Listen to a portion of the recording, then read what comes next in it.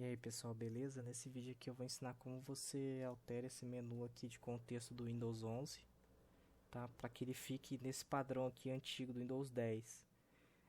Isso é útil também porque além de você não ter que ficar aqui clicando em mais uma opção, alguns programas eles ficam nativamente indexados aqui, como o WinRAR, né, o setzip, esse aqui que é um firewallzinho, né, para bloquear a conexão. Então é meio ruim, né, você ter que vir aqui, vir mostrar mais opções, tipo, toda vez, ó, mostrar mais opções. Então essa é a utilidade, o porquê você vai estar alterando, tá? Então você vai vir aqui no navegador e vai digitar WinAero Tweaker, beleza?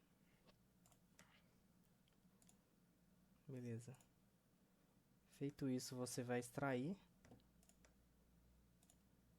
Ok. Deixa eu substituir, né, no caso eu já tinha aqui. Eu sempre prefiro esse Silent Setup, tá? Porque ele só abre o CMD e instala rapidão. Então eu vou sempre por aqui, que é mais rápido, eu acho. Beleza, já instalou.